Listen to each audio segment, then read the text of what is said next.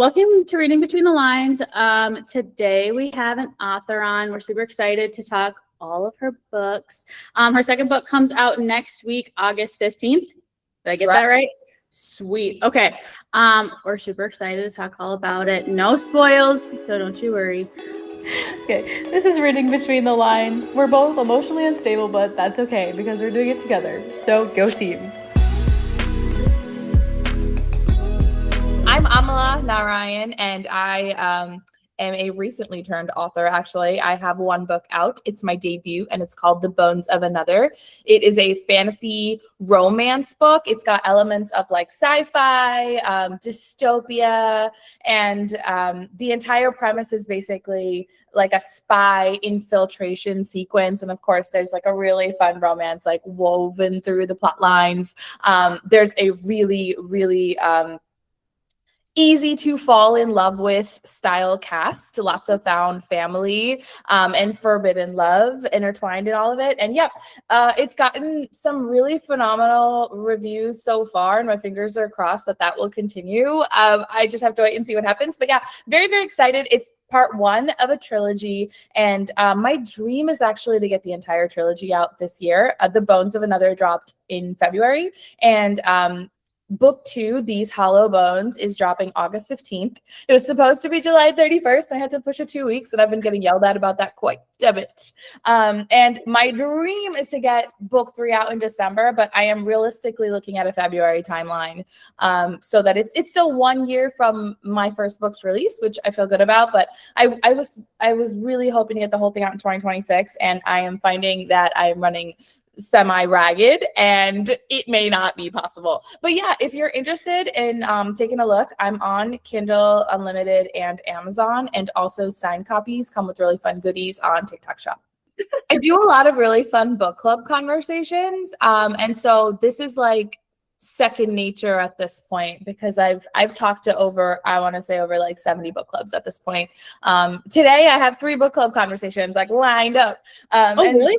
Yeah, it's really fun. It's been part of like my I've just been trying to figure out how to get the word out, and one of the ways was I reached out to people, and I like posted a lot about if you are in a book club and you want to have do like a fun author Q&A, and like and I think one of my cool value props is that my background, not that you asked, I'm giving unnecessary information here. My background is in sales. So I was in tech sales. I quit my job, and then I went writing full time because I was like, is this life? Like, what is this? And I went all in on myself, and I said, like, let me write a book. I could do this. But like my background in sales actually lends itself so beautifully to the marketing side of this world of being an independent author. And so I really tried to figure out what would readers love. So like, that's why my first book, if you buy it on TikTok Shop, it comes with like a scent, one of like the perfumes of one of the main male characters, because it's like so vibey and in-worldy. And I also, like, before I sign the books, I write like ominous messages. I'm like, good luck in the keep, or like, don't piss off the prince. Like, I write like fun things. And then I sign them, because it's like, it just like the second that a reader opens it, they're just so ready to dive into the storyline or whatever. So in that same fashion, I thought about like what would be really cool for book clubs, and one was like a Q&A with me, where like I share like interesting things, like if this was going to be turned into a movie, like who would I cast? And everybody wants to know, you know, like, because they've just read the book, they're like deep in the world, and so like, yeah, it ends up being like, and any snippets, like secret snippets of like character art I'm working on, or the voice, like I'm working on a dual narration audiobook. Oh my God, I'm so excited about it, you guys. It's terrifyingly expensive. That's its own thing. But I'm so excited for it to release, because I feel like people are just gonna like die over these characters. And so like I share snippets. So like, yeah, I do my best to figure out like what would I love if I had the opportunity to connect with an author, and like, or I was like supporting them like really early in their career. And I try to give that as much as I can. Yeah, I'm obsessed with how you're marketing it, because I don't think any of the other authors have done like either TikTok Shop or the book clubs, or maybe even, I don't even know if any of them have done the sense yet. Like, I love the way you're doing that. It's so unique and catered to the reader, because you know what a reader likes. Yeah, right. It's so cool. Like, I just feel like the fact that this is like literally exclusively my genre. I read fantasy romance, period. I don't I like don't enjoy anything else. So because of that, coupled with like my background in sales, I feel like I am constantly getting creative. Like I just made a post on TikTok and I was like, what if I hand wrote the number, like for these Hello Bones book 2, for launch day, what if I hand wrote like which numbered copy I'm shipping out? So like for the first 200 copies, like if you buy it, you'll know like your copy number 94, like you had one of the first possible copies available of this book, and like that's on your shelf forever. Like that's so special in its own way. That is super cool, actually, because I love that, because when you get like some of the first copies of a book, you're always like, wait, so am I like copy like 2 or am I copy like 376? Yeah, you never know. I love that. Okay. I also just before we actually just dive into the book, I just want to talk about this scent real quick, because that is so ingenious, because that is so smart. Women love the smell of just a good masculine smell. Oh yes, that was so genius. Okay. 3 so basically the storyline follows in book 1 we meet the characters. Our main character, and the whole POV is from her perspective. She is there's 2 realms. She's chucked into the echo form, which is like a doppelganger of her own body in the second realm, and so she takes control over it, and she's now trying her best to impersonate a princess, and it all goes south really quick. And her goal is to collect intel, get in and get out. Like that's all she's trying to do. But the second she gets there, she's a terrible spy, for one. Like she just should not have ever been there in the first place. And like that's where everything gets so interesting. And so like right away we meet the larger found family cast of like this prince and his immediate court. And in the court there's the prince, a high chancellor, and a lord commander, and they're all men that like I don't want to say they're archetypes, because that seems like I'm devaluing how cool these characters are, but they definitely serve different purposes. Like they're totally different, 3 different types of guys, and like it just depends. Like it depends on who you are that you fall head over heels for one of them. So it's really cool, and you don't really get to choose off of TikTok Shop like which scent you get, but you'll get one of them, like one of the 3 guys. And so like there's one is like more outdoorsy, and like he's like the commander of like the army, and like you feel that with his scent. And then one of them is like super posh, like the one thinking 20 steps ahead, and like you feel that too. And then the prince himself is like this like whiskey, tobacco, like more like office, like combine it all. I don't know. It's fun. It's really fun. It's a good time. I just love that idea, actually. Like, that is so ingenious. I just like, props to you for coming up with that. That is so smart. I love that. Initially I think especially with book clubs, my whole thing is like if you're able to purchase one package for, let's say, all 6 girls that are reading together or something, they open them together and they all get different scents. So they get to like, they spray the perfumes out. It's like a whole vibe where they like wear it into the book club. Like they tell me all these really fun stories, and then they open it and they like read the personalized notes I've written on the front page of like the book. And with book clubs, and for like the first 500 copies, I was doing this where I was like, if you bought the book, it's like for Emma, for Alexis. And I was writing that, I was confirming that the book you bought is for you. And then I would write that directly into the book before I wrote my like little secretive notes or whatever. And they loved it. Oh my gosh, they were falling, because like an author, like giving them that time and energy. I am no longer able to write names directly into the books unless it's like a larger order and they give me the list in advance, because like the back and forth to figure out, did you buy it for you? Did you buy it for your daughter? Did you buy it for your aunt? And what's their name? And it's a whole shebang. So like I'm not able to do that anymore, but I still like, I have these Bones of Another bookmarks that I put into each book. And so I write their name on the bookmark so that I'm like, worst case scenario, if it wasn't for you, you can keep your bookmark. Like whoever bought it. But if it's like you bought it for you, then like now you have a signed bookmark and it like says for Emma on it. You know what I mean? So like I'm still trying to keep, like, I think what I've learned along the way is like, by being an early supporter of mine and reading The Bones of Another early, like I want to honor that and let you know that that is super valuable, and like I love that. And I try my best to be like an approachable, like good vibesy author that like it's not like I wrote a book and you loved it. It's I wrote a book and like we all love it and we're all part of the fandom and like let's all be friends. That's my whole vibe. Yes, you definitely give like that kind of vibe for sure. Yeah. And I was really, really introspecting about that. This is so off topic, but I was introspecting about like, why do I feel that way? Because people keep asking me like, isn't it crazy that your characters live rent free in other people's heads? Like, and you don't even know these people. And I'm like, it does not feel that way. It feels like I am part of a fandom. It's like if we all read Throne of Glass and we were all talking about Throne of Glass. It's the same way I feel about The Bones of Another once it got published. Like there doesn't like we're all, and I argue like I'm in the fandom. People will be like, oh well, why did he do that? Like he shouldn't. I'm like, that's why he did that. Like I'm like so extreme about it. I'm like, if anything, he should have done more. Like it's so funny because I'm like arguing like just like one of the girls that read it and like we're all gushing together. I don't know.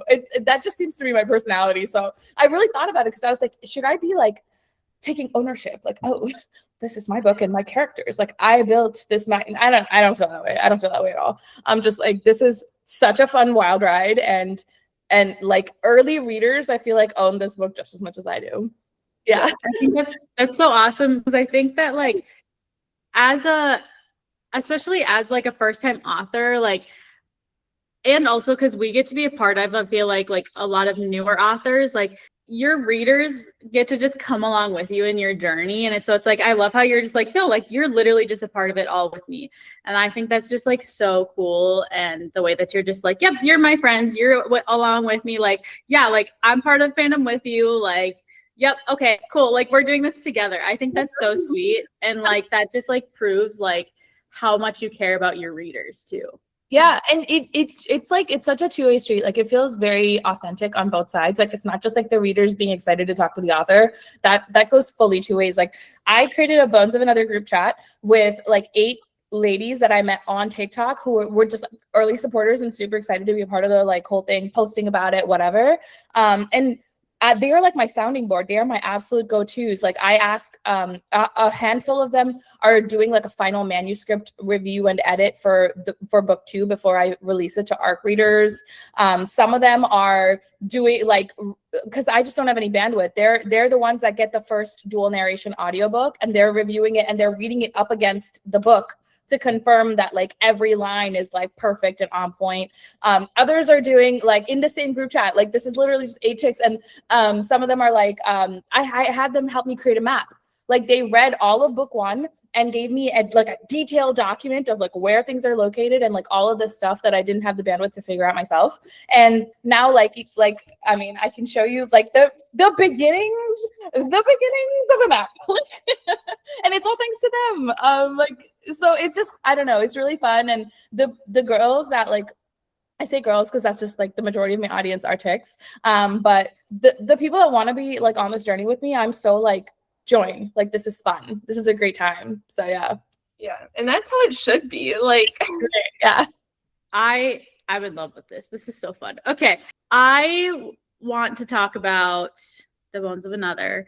And I want to just like get into that. I mean, you already kind of like told us a little bit like synopsis wise, but I want to know like, where did you come up with this idea? Like, did you just like one day be like, okay, this is the book? Or was it like, I've been thinking about this for like years and I just decided to finally write it down? Like, how did this idea kind of come about? Yeah, it was definitely the former. I don't seem to, so my whole life I've been like, oh, wouldn't it be cool? Wouldn't it be cool to write a book? Like, wouldn't that be awesome? And I started and stopped like a book in high school, a book in college, like nothing legit, 3 chapters, 10 chapters, moved on with my life. Like it was never serious, but it was always in the back of my mind that like, I think I'd be really good at it. And the other thing is because I'm such a voracious reader myself, I feel like as I've gotten older, so I'm 34 now. And I feel like as I've gotten older, I've become very particular and intense about what I like. And I get cranky when, for example, I get really cranky when characters act out of character. for the sake of plot, like that. And you know what, if you guys read romantasy right now, like I feel like the genre is suffering from like authors that are just so trope heavy. They're just inserting tropes for the sake of tropes. It's like almost formulaic in nature, as opposed to like, would a character actually do this? Like, did this break the plot? Like, we're not worried about those things or something. I don't know. That's my, from a reader perspective, 2 cents. And so everything propelled me to this like notion of like, I think I could do something that would be different, like or like, I don't know, I never thought I could have never been sure that people would like it, but I was like, I think I have a voice. I think that was the mindset. And then last year I joined TikTok. First of all, that's my number one downfall or upfall. I mean, I don't even know, but I discovered that authors just be doing this. They just be out here willy-nilly, like dropping books. Like I was like, this is amazing. Most thing I've ever seen. Like, I did not know that self-pub was such a thing until I joined Book Talk and I like learned more about it. And I am not a patient person. So even the simple notion of to be traditionally published would take 2 years, 3 years, whatever. That in itself is a deterrent. Like, I would never, ever do it. So I was like, hey, I think I have a voice. I think I could do this. Why don't I try? Like, give it my all for 1 year and see what comes of it. And if it works, if I'm loving it, and if readers are like into my vibes, then what if I could then turn around and say, hey, publishers, like, look, I have a trilogy out. Like, what do you think? Kind of come at it from like a position of a little bit more, I don't know, control over the situation, as opposed to like, now I am querying for a year and then I finally find someone. It's 2 years before the book comes out. No, I don't have that kind of patience. So I went all in on myself. Like, I talked to my husband and I was like, can we survive on one salary for a whole year? Like, that was like, we literally had to sit down and look at it and be like, is this even a feasible thing for us? So I quit in October. I went all in on myself. I quit and I started drafting, and it took me 4 months to get The Bones of Another out. So it was like a month, a draft, and all is I lived and breathed The Bones of Another like the entire time. And now finally getting to the actual question you asked, you asked me like, how did I come up with it? So I read so much, and I seem to be someone that, like, when I consume media of any kind, it's almost like on a very intense level. Like, I am there, I'm physically there. Like, if I can't watch the Jurassic Park movies, because my jump scares are so insane. Because I'm with them. Like, we all are panicking together. So yes. So in that same way, when I read books, like, I feel like I'm always like building my own fan fiction in my head, going off in 20 different directions. And so I have like, I don't know, I have all these like fun, it's how I dissociate. It's how I like think through things. I don't know. It's just my vibes. So anyway, that's kind of how this book started. So I created a character, like an avatar, which is like our main character, the operative. And I threw her, this is a famous saying too, like a famous author said it, I'm blanking on who, but he was like, I create a character, throw them into uncertain circumstances, and then I just kind of see what they do. And that's literally what I did. I created her, I threw her into another realm, and then I just kind of saw what happened. Like, I saw the world build around her, and I seem to have like these aha moments where I'm like, that's exactly what happened. Like, it may not be like it's definitely not the first draft by any standards. Like, many times I'm like, I don't have it quite right. But then when it lands, I'm like, oh my God, this is exactly what happened. So it's almost like I'm convinced like someone is telling me the story, and I'm just letting y'all know. I'm putting it on paper. That's what it feels like a lot of the time. It's so whack. And the first version of the book, like the first draft, is me figuring out what the story is. Like, I told you guys, like, she's there to collect intel, get in and get out. Until I was halfway through drafting the first draft, I didn't even know what intel. I'm like, why are you here, girl? Like, go home.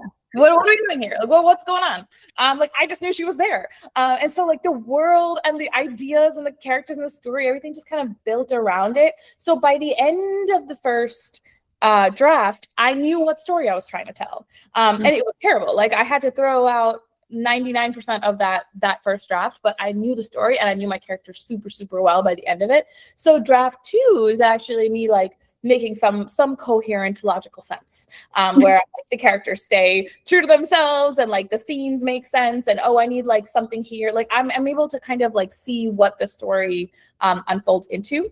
And then draft 3 is almost like a line by line, super precise edit. And like with some of my, specifically, there's 2 male main characters. Their names are Zarek and Lucas, and getting their dialogue right was like the death of me. It was so hard. Sometimes I would be sitting with it for like 4 hours going in circles, like it's still not right. It's still not right. So it's just on par for the course, I guess. So that was like my 3rd round of edits. And then it goes like developmental and all that good stuff. And I have like betas in the middle, whatever. And so like I knocked it all out. Like it's almost like I was figuring it out as I went. And in those 4 months, I was just so deep in the storyline that I discovered what story I was trying to tell and how to tell it in the best possible way. So that's just, not to say everybody does it that way, but that's just like how I approached it. Yeah. And I love how you fully like believed in yourself. You're like, this is what I want to do. I'm going to do it. And that's what it's going to be. Yeah, girl, because I was like, I was like an early midlife crisis. I was like, so job baby, is that where we're at? You know, like, are we for real? I don't know. Something like just was so jarring. And that was the perfect timing ever, was me joining Book Talk, let me tell you. And I was like, why can't I? You know? Yeah, well, because we're told like, oh, you just have to go get a job and then you just have to work that job and then that's your life. And it's like, well, does it have to be so? I know. And I meet so many authors that are so talented now because of social media. And like, not everyone has the same opportunities. Like I had the ability to quit my job. Not everyone has that. So like me being able to go all in is like a gift. That's how I see it. I'm like, oh my God, I cannot squander this opportunity. I cannot squander the gift that I have to be able to like do this day in and day out. Now I am like, I can't be going back to a corporate job, y'all. Like nobody is sending me back. So this needs to be a success, guys. Like it's go team, because I cannot do it. I cannot. Yeah. We don't want you to go back either. So, right? Oh my God, the number of conversations, not to judge business people, but dang, like if I hear ducks in a row and put that in the parking lot, and we'll circle back to that. And I can't, I'm tired. Yeah. Well, the main phrase that I get at my job, it's like, not my circus, not my monkeys. And I'm like, oh, God, if I have to hear that one more time. I can't. I say that all the time, Emma, and I'm pretty sure it pisses you off. The publishing, when you said you didn't want to do traditional publishing, we get that so often because of how long it takes, and that traditional publishing, like you don't have full control over what you do. And I feel like as indie authors or self-publishing authors, like that's what we want. Like if we're going to write a book, if we're going to take the time, like we want it to be perfect in our eyes. Yeah. And we definitely know of, at least I'm pretty sure our first authors on this podcast, they were self-publishing and now they signed with good for them. Publishing company, or like they're getting. Yeah, who did they sign with? I can't remember who it was, but I remember they're getting far with their. That's so awesome! Congrats to them. Yeah. That's a good plan. And I'm pretty sure Lauren Roberts, the author of Powerless, she did that as well. I think I read somewhere. Maybe. Yeah. I haven't read Powerless, actually. Oh, you guys are big fans? Well, have y'all heard the controversy around Powerless? I have a hard time picking it up because of that controversy. Oh, not that I'm suggesting that here, but you know. I like both. I like Red Queen and Powerless. So I'm like, I don't know what to say about this. I was like, oh. Listen, I read Red Queen first. Okay. I read that like way back when, at the beginning of my my book romantasy journey. And then I met Emma, okay, like 7 years later. And she was like, you need to read Powerless. And I'm like, no. And she's like, no, you have to read it. And so I did. I did not even think they were like, and Red Queen was like one of my favorites. Oh, and you were like, what dots are we connecting? Yeah, no, I did not. So when that controversy came out, I was like, what are we talking about? Like, who are like, maybe I just didn't remember, or like I just was like, so, because I'm just like you. I am so like in it. Like I'm like, I Yes. am in this world. I am with this man. I am like, this is my best friend. I am fighting these people with this sword. Like, that is me. So maybe I was just like, I'm just so in it that I just don't remember. But Also, how would we honestly? Because if someone like plagiarized like full paragraphs, it's not like we remember those paragraphs. no. Right? How would we remember those? So Right. I know that's so fair. Like and if you change the names, girl, like this is the problem with romantasy a little bit though. That's what I'm saying. Like it's almost like you throw some trials in there and some touch her and die, a little bit of one bed. All of a sudden, it's like you can't remember what book what happened in. I don't know. No, that's so real because sometimes I'm like, okay, it happened in one of these 3 books, but I can't remember which one. Bruh. Like even the controversy now around Direbound and Fourth Wing. Okay. I haven't read Direbound yet, but now I've seen that and I'm like, I don't want to read it because I'm scared. I've read Fourth Wing. I haven't read Direbound, and I'm like, I don't really want to read it either. I read Fourth Wing, and I've also read From Blood and Ash, and that was not as popular. But I feel like Direbound is like those 2 books combined, but in like not in a seamless way. Like there were different things. I'm like, this is like basically like this book, and I'm like, I don't know how I feel about it because it's like both of them books combined. Listen, you cannot tell me though. When you said that Direbound was a mix between the both, I was like, this is gonna be such a great book because From Blood and Ash is like our favorite. Like From Blood and Ash, like live, breathe, die. Like that is our favorite. Okay, and when she said that, it's like when Emma said, yeah, it's like the mix between Fourth Wing and From Blood and Ash. I'm like, oh, so it's gonna be so good. And she was like, well, I was like, okay, not to diss anybody who loves that book or that series, because I know that like there's like 3 books out now or something in that series. Not to diss anybody who loves that series. I haven't read it yet. Emma's read it and she said it was good. It's just, it's not Fourth Wing. It's not From Blood and Ash. It's not Throne of Glass, guys. Like we know the OGs. It's not one of the OGs. It's just a little. Has my whole heart. My whole heart. Oh my god. Yeah. So good. But Direbound is just a little too close to the plots of those. I'm like, I don't really know. I mean, I'll probably read the rest of the series eventually, but there are just things that I'm like, I don't really know about this. Yeah. So basically, what we're trying to say is your plan sounds great. Yes. That was the point of that tangent. Is that because you were saying self-publishing versus traditional publishing. That was the point. I was like, how did we get there? I was trying to figure out the tangent. I was like, lines are not connecting. Okay. Yeah, I actually I don't know. I've been doing a lot of research about traditional publishing and trying to figure out like what genuinely are the benefits if I am capable of if I can handle the sales and marketing myself, like what is it genuinely? And I think the biggest thing is like global scale, which is really hard. Like shipping inside the US is such a doable thing. Once you get outside, things are so complicated and like there's so many regulations that I don't want to learn. Like it's just wild. And like even negotiating and getting the book into like bookstores and stuff, like that's another side of the biz that like I just don't want to worry about it because that all of that takes time away from drafting the next book. That's how I see it. It's all like a opportunity cost scenario. So like I think it would be really cool. I haven't talked to a single publisher yet. But I don't intend to until the series is out.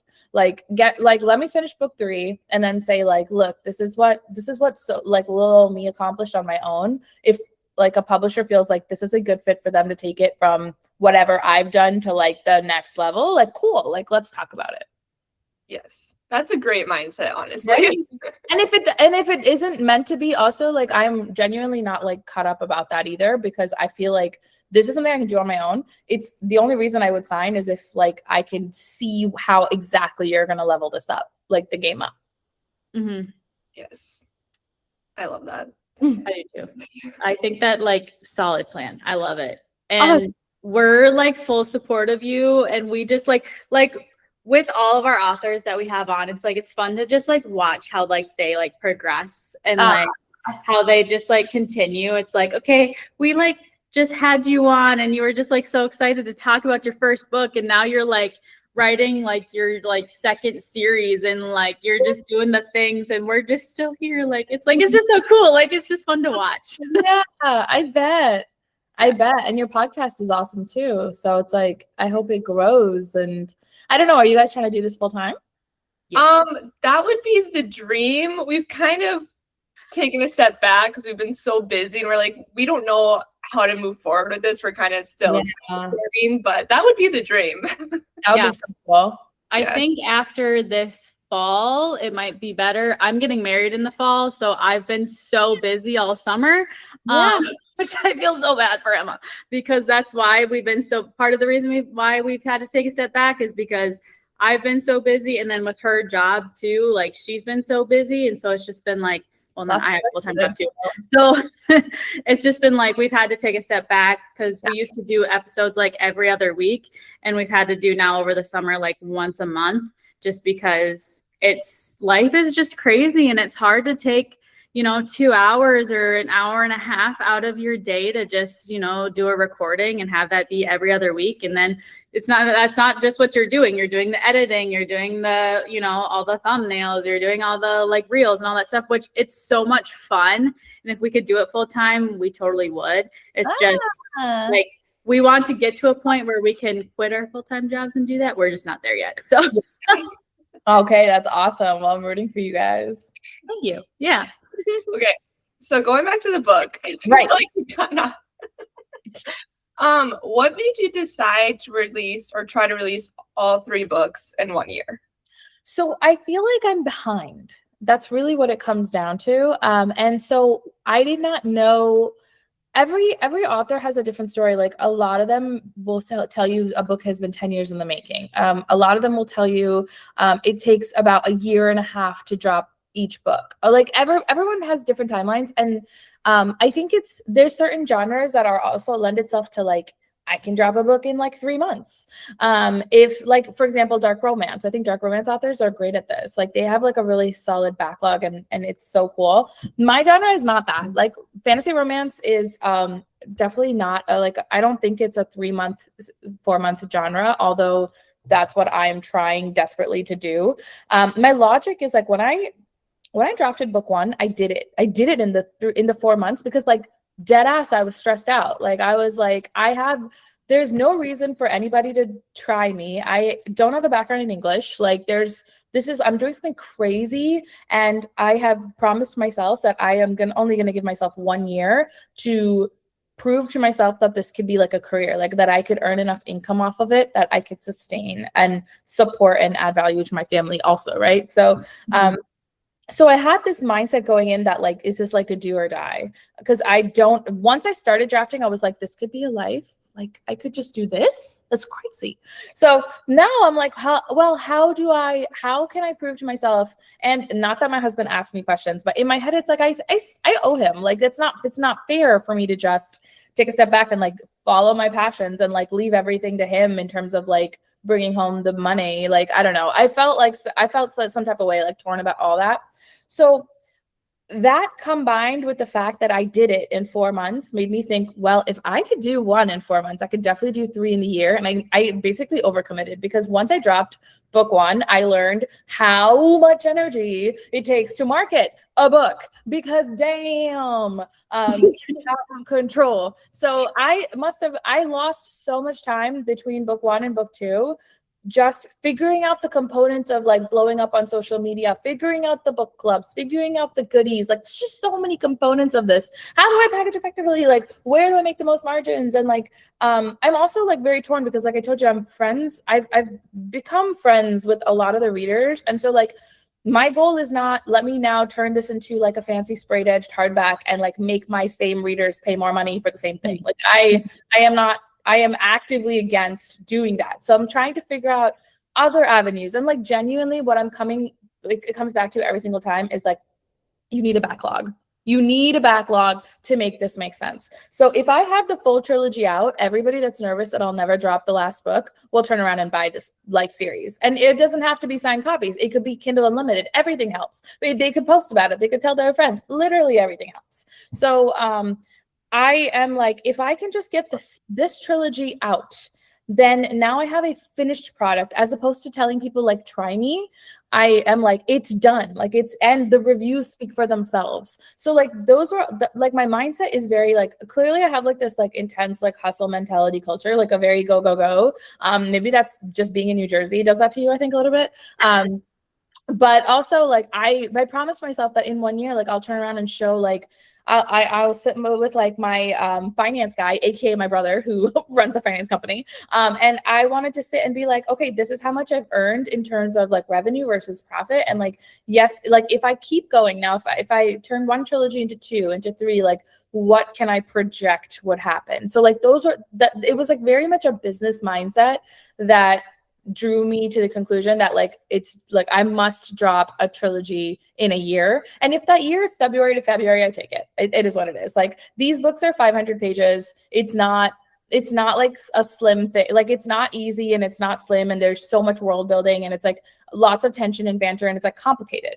So it's not and I don't want to do the book or my readers any disservices here. So like I also am like, if it takes more time to get it right, I accept that too. But this is like the dream. So like I literally like live and breathe in the story. Like it's so funny, guys. Like people are like, so like, do you light a candle to start writing, like to get into the vibes? And I'm like, girl, I'm in the vibes. I've been in.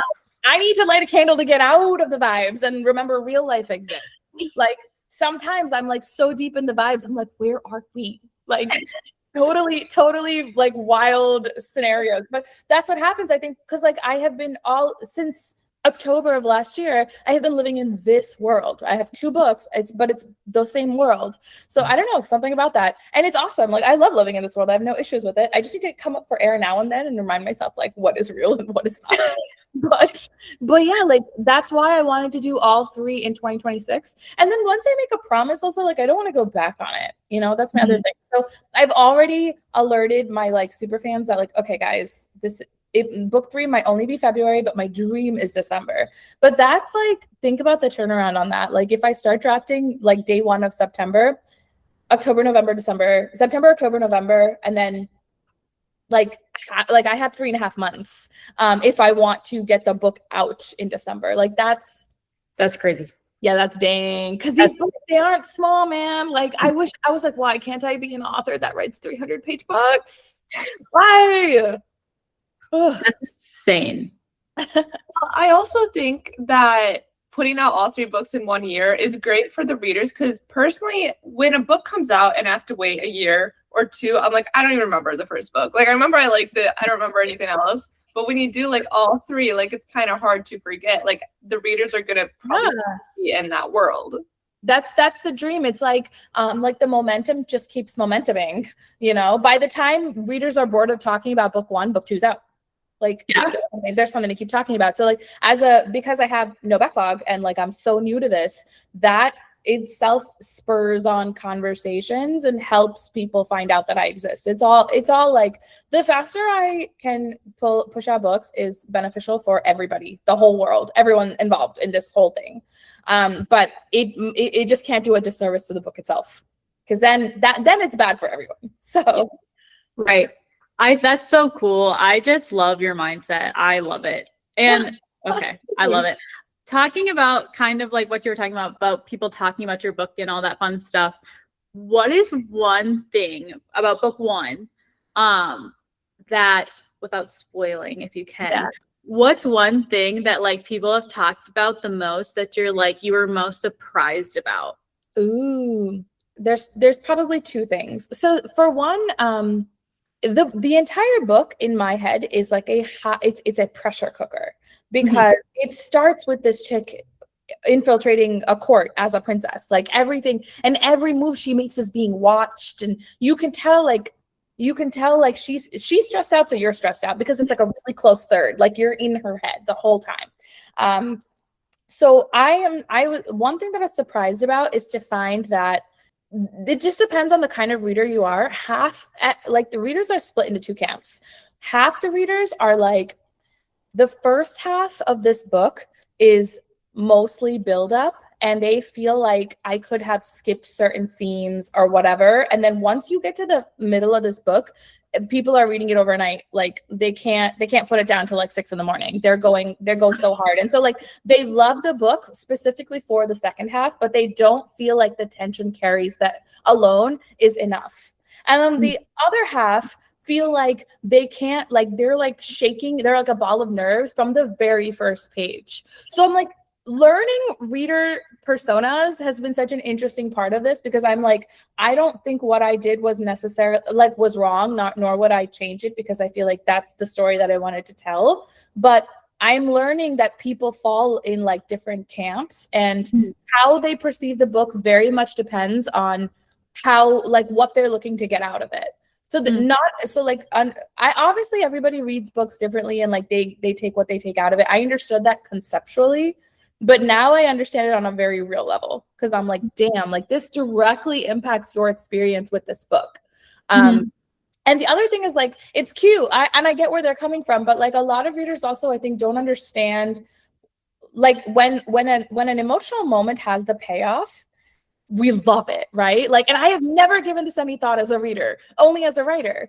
But the reason that the payoff is so payoffy is because of that, the random little build-up moments that we have like dismissed. So anyway, like not to say that I would change anything about like the first half of the book or anything, but like it's cool to see two totally different like mindsets like go into this. And they all like, this is all people who enjoyed the book that I'm talking about. Of course, not everybody under the sun is going to enjoy the book. I'm not suggesting that, but in like people who like think 4 stars, 5 stars, like they seem to fall under 2 camps. And like even the people who are like slightly slow start, could not put it down, are like 5 stars. Like it's so cute. Like I'm like, oh dang, like it's interesting to see like two completely different mindsets. So now I like tell people, I'm like, hey, like this is what the book is about. Like first half, like you're kind of like learning the place with her, and then second half, everything goes to shit. So like, if you're ready for that, this is like the book for you. Like now I know how to like package it for people a little better. So that's probably one interesting thing, because in my head, it was a pressure cooker. Like I fall into the second camp where I'm like, this is a pressure cooker from the beginning. But like readers are very much split, but like about how they perceive the first half of the story. And then the other thing that I love is like, it's like very specific things that I keep seeing, like either like in the reviews or people DMing me and like telling me is this, at the end of the day, like this story follows, like I don't like main characters that feel not believable. Like characters feel super believable. They feel like real people chucked into this like world. And I think the outcome of that is they're like relatable characters, where you know how like sometimes FMCs can be so polarizing. You're like, you either love them or you hate them. You've got like Nestas all around. And my book doesn't have that. Like my FMC feels super real. Like it could be you. It could be any one of us. And like she's just trying her best. The whole time she's trying her best. She doesn't learn magical skills from start to finish. She like doesn't grow and like do crazy cool things all of a sudden at the drop of a hat. She's not like the strongest warrior on the planet before she blinks. None of that is true. She is literally just trying her best. And I think like her whole heart is on her sleeve when she tries her best. And like these are all very relatable characters to like our everyday people. And so like that I love that people feel like readers feel very connected to her, because the whole thing, book 1 is entirely in her POV. So if you hate her, how? Right? How are you gonna read this book, y'all? So like I love that I was able to like, because I really thought about that, and I really thought about how to like portray that an FMC that felt so genuine. And so like I'm very excited that that happened. And then a byproduct of that is like some of the readers have said, and I didn't think about this when I wrote it, but it's so cute. Like some of the readers are like, it reads like two, like the FMC and the MMC, it reads like two very smart, strategic, genuine people who are in a situation where while they don't want to choose each other, and they can't because duties are going in opposite directions, when it matters most, they find each other every time. Like it and I was like, that's not what I was trying to write, but like you captured the essence of this book so brilliantly when you said that, you know, like that is the love story that you'll see in the book as it comes to pass without any major spoilers. It's like duty bound and like serious and like not messing around, genuine, authentic people who like are just in a situation where they can't choose each other, but when it comes down to it, they're like, but you, you know. So I think that's like my favorite feedback, because I was like, oh my God, I have never seen someone condense this book into like exactly that's perfect. And I'm the author and I couldn't put it into words. So like, appreciate you, you know. So yeah. I love that. I love that. Is there a scene or multiple scenes that as a writer, you're like, if I read this and I didn't write this, I would love this. Like you can't stop thinking about it. I mean, yeah, but I can't mention them here. well, yeah, I know, but just like, oh my God, there are two very specific scenes. I'll tell you that. Like there are two very specific scenes. Like there's one, okay, let me try to You high level tell us. yeah. There's one where like there's like shattering news that is like destructive to whatever, everything, like all of it. And so our FMC slides down a wall and she's like having a heart attack basically. And the MMC, who is like, he's restrained. His whole thing is like duty bound and he's restrained, and he's not like chatty. He's none of that. So, and he just takes 2 steps closer and he just says, hey, breathe with me. And like they just like breathe together, and like her breaths are shaky and like she's calming down. And it just felt like, you know, oh my God. The moment is just like, she's like, her world has shattered, and he's like, and this man filled with restraint is showing his love in like the smallest sliver. Okay, I can't deal with it. Can't deal with them. I'm obsessed. It is what it is. And then the second scene is like there is like a earth-shattering moment at the tail end of the book. And this one I couldn't even begin to describe without like wrecking it, but it is so epic. And like even when I think about it, I'm like chills, like absolute chills. So like those two, like whenever people ask me, I'm like, it depends on the day. One day it's that the breathing scene, and the one day it's the last scene. Like it just goes back and forth. The breathing scene is crazy, guys. I'm telling you. Like, oh, I'm telling you. well, those are the best scenes, man. Like, No, the tension in those scenes are the best. yes. Especially, you know, when like you've got an MMC who like does not play. Like he doesn't tell you how he feels. Like you don't get none of that from this guy. Even like this, like a twitch of the finger, like everything matters now, because like he doesn't do it. You know, like that's our main character, and oh my God, he's so swoon. I'm obsessed. You see what I mean? I just fangirl everyone else. Like, No, I love it. I love it so much. So listeners, if that doesn't convince you to read the book, y'all are crazy. Crazy. How crazy. And I'm on Kindle Unlimited. So like all of those of us with tight budgets who love to read, you don't need to go through the TikTok shop life unless you want the goodies, a signed copy, blah, blah, whatever. There you go. Plug. Okay. Okay. I want to know, who is your favorite character? Okay, let me think. Or So if it's easier, who was your favorite character to write, and who is your favorite character to like read? yeah, so it's like I told you, there's like 3 main male characters, sort of. Not main. There's only one main. But because it's not like a love triangle or anything. So the prince is my favorite character, and he is our MMC, and he's like that restrained broody type. Obsessed. And so he's like my favorite to read. My favorite to write is like his right hand man, and that's the High Chancellor. His name is Luke, and he's like the devilish one. Like, ugh, he's like my breakout star. Like the readers be like, that's the one, I want him. That's Luke.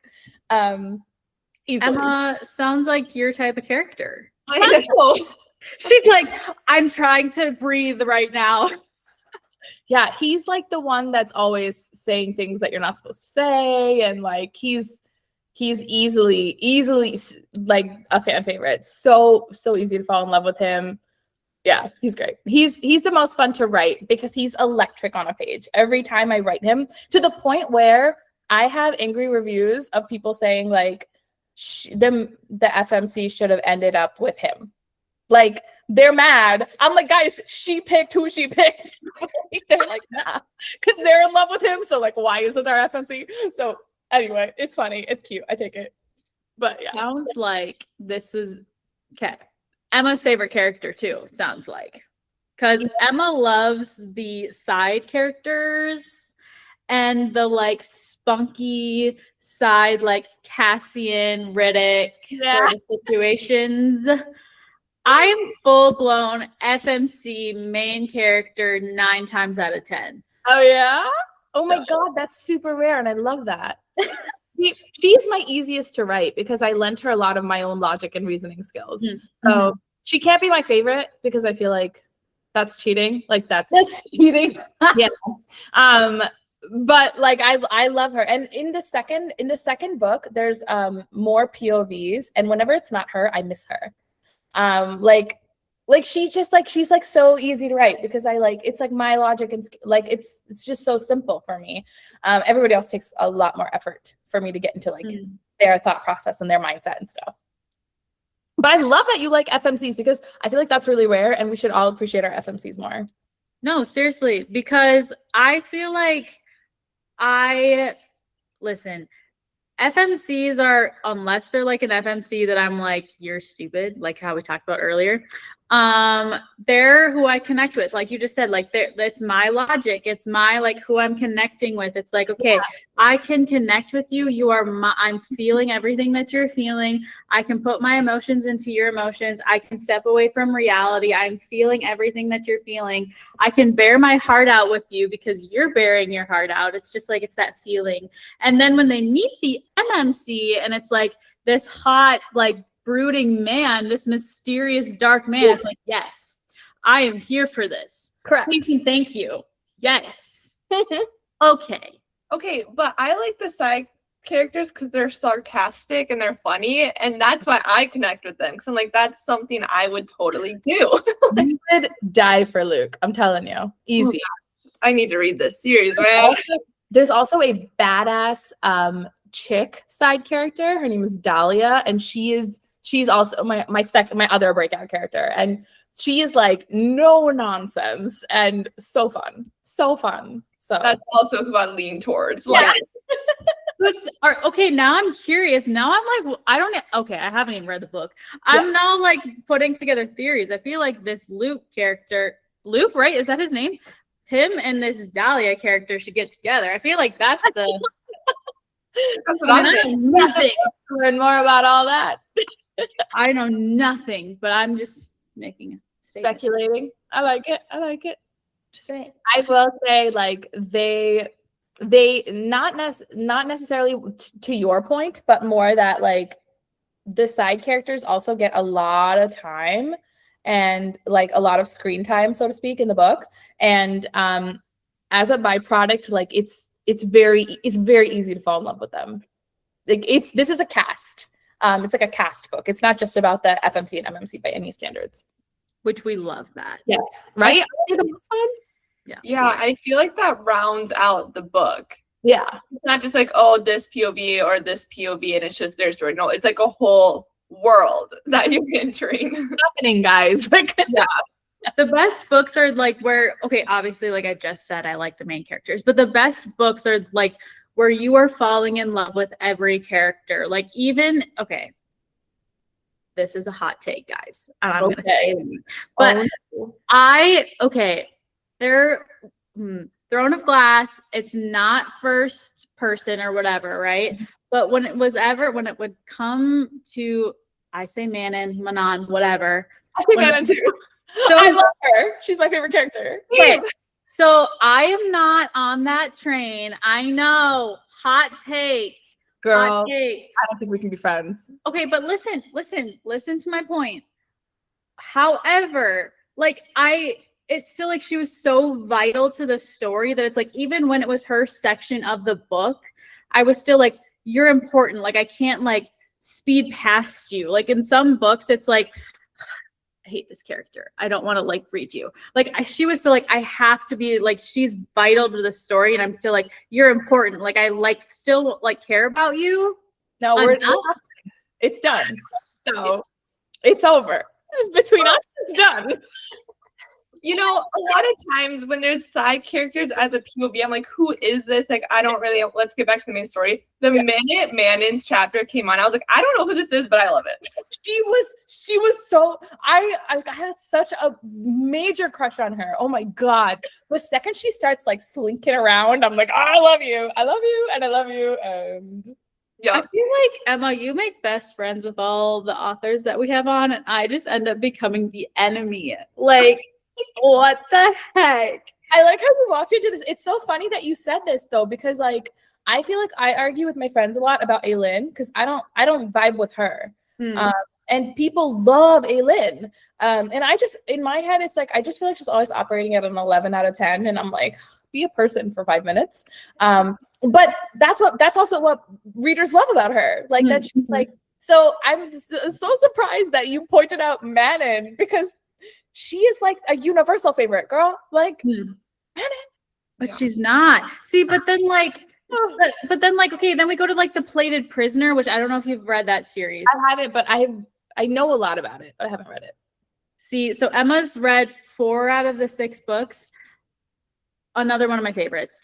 But there's one character in that book, whenever her POV comes up, I was always like, can't do it. Oh, I know who you're talking about. Like, I'm the same. Like, why are you talking right now? Like, you're so stupid. But like at the same time, like, but then when you get to the last book, you're like, I kind of get it. We're friends. Like she like is so vital to the story that you're like, oh my God, like why wasn't I paying attention the whole time when her POV came up? And so then it's like you want to go back and read it because you're like, okay, I shouldn't have hated on you because you're so important. Like, and you end up loving her at the end. So like, that's how, like, Manon, that's kind of how I felt at the end, because I did cry, spoiler, when the 13 fell and like all that, any skies. Yes, that I was still like, this is so like, yes, I know, I saw your shirt and I was like, oh my God. Like, oh, telling me the Manon thing was brutal when you saw my shirt. Wow, my shirt says, for anyone listening, my shirt says the 13, and it's literally like the Throne of Glass shirt. Oh my God, that's here. Kingdom of Ash is still my favorite book ever of all time. I still cried when all those things happened. Dorian and Manon, the boat scene, okay, still good, top tier scene. Phantom Hands, we love it. I'm still here for it. I'm just saying, it's not my favorite book talk couple. Okay, that's all I'm saying. Book talk, you can hate me now, but you've known this. We've had arguments about it. Okay, I mentioned Dorian. You can cancel me. Yeah, I mentioned Dorian at least once every episode. So I'm like, he's my favorite. She's my favorite. I love the couple. I feel like Dorian gets a lot of heat for no reason. Like, let him grow. Like, why are we opposed to growth? Yeah. Girl, we've literally had a whole debate about this. An episode, like literally a whole debate. Even my best friend have too, and she also is anti-Dorian, or like rather just so pro Aylin that nobody else can. Like, it's too intense. I'm like, we can't talk about this because we had a whole debate about Rowan versus Dorian, and it almost ended our friendship, I think. So I love them both. So yeah. I don't have a good stance on that. But for Aylin, I'm like, I trust her to know what she wants. Yeah, no, for sure. Rowan and Aylin and Manon and Dorian. Yeah, right. Sure. Yeah. Right. Anywho, that was a major side tangent.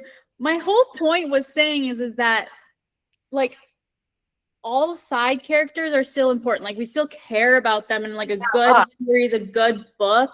Like you just said, like they're still vital to the story and they're still important. We still care about everything that they say, and we still are like, okay, I still want to learn more about you. Like I want to know who you're going to end up with. I want to know your backstory. I want to know all those things. And it's like, okay, so when does your part of the book come? Like, when is your book? Like, when, like, you know what I mean? Like, do you have a, like, can we have a novella of you? You know, like that sort of thing. And it sounds like you already have that covered. So I get demands from book clubs regularly where they're like, they want a novella on like a prequel novella. They want all sorts of shenanigans. I'm like, guys, I'm trying to get this book out. Y'all be talking about other stuff. Like, can we focus? But yeah, I do have a list of action items that if, like, when this series is done, if I feel like I have the bandwidth to drop a couple of novellas, I could. But honestly, like, I'm over it. Like, I'm ready to wrap the series up, and I'm excited to start like the next one. Like, I want to expand the world. I want to write about a different story. Like, maybe bring some of my characters along for the ride. If I feel like that would make any logical sense. But I'm ready to wrap this one up with a bow. Like, I'm ready to draft book 3 and be done and be excited about like it being out in the world. Okay, so question about that, kind of to like wrap it up like you just said. Let's just go with the series overall, like not even just book 1, not even book 2 that's coming out next week, which is so exciting. Or actually it's even like this week. It's the 15th. So like the series as a whole, what do you want readers to take away? Like, what is the most like vital, important thing, or like what do you want them to feel like from this trilogy? Like, what do you want them to take away? I think I already sort of hinted at this, but I think the most important thing for like book 1 specifically, my thing was, you don't know what other people are thinking or feeling ever until you've walked a mile in their shoes. So like our main character walks a mile in this princess consort's shoes, and the whole game is different. So I think it was more about like identity from that standpoint. And like, you don't know who you are. You don't know who other people are, like making assumptions. None of that is to anyone's benefit. That was kind of like the main like lesson, so to speak. Not that I can claim to have actually intentionally been trying to teach anyone anything. Let's not go so far. But I think the overarching goal of the trilogy is like, it is very hard when what you want to do and what you have to do not align.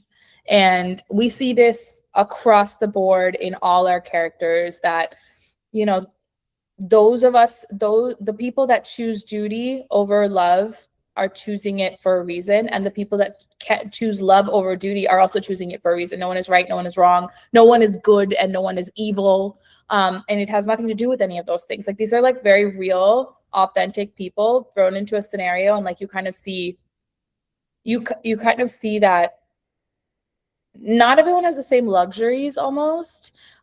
And you are defined by the choices that you make. Like what your heart says you like. I can applaud for people who understand that what they want has to take a step back if they need to put something else first. Like, I'm trying to say this without any spoilers, and it's so hard. And at the end of the day, like, we have to protect our people. So like we have to protect ourselves and our loved ones. And we see that what's like really cool about this story is like book 1 exists almost exclusively in the realm of the male main character, but book 2 is almost exclusively in the female main character's realm. So we see both their lives. This is not as simple as like our female main character has just been like adopted into like this wonderful, cool, amazing scenario that I feel like we see repeated across a lot of books in this genre. This is very much like we are fighting to protect what we need to fight to protect, and we are willing to sacrifice what must happen, what we must sacrifice to make what needs to happen. And I feel like that's the takeaway. It's like things are not as simple as you always want it to be, and doing what's right is not necessarily easy. Like, yeah, okay. I think, sorry, that was verbose AF, but I think I got to the point eventually. Like, all of my characters feel authentic, and they're walking like a tightrope. They're walking hard. They're all facing very difficult challenges, mentally, physically, externally, whatever it might be. And so like overcoming those challenges and still focusing on like what you want, like dropping everything for what you want, that's not a thing. Like these characters don't play. And I feel like that's like the biggest takeaway. Like if that's something that readers would enjoy seeing, like very like that authenticity and that realness and that like raw pain, like this is the right story for them.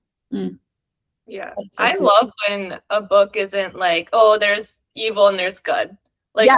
I love a complicated character that's like a lot of gray area. Like that's what makes a book and a character. I literally feel it's so cute because everybody has theories after they read book one, and I have to keep telling them, I'm like, this is not that book. This is not a good versus evil. This is not a love triangle. This is not like a if it happens in Twilight, it's not gonna happen here. This is not that book. Don't come here for that. And even this book one is pretty low spice. Like actually, it's very low spice. And then it picks up in book two and book three.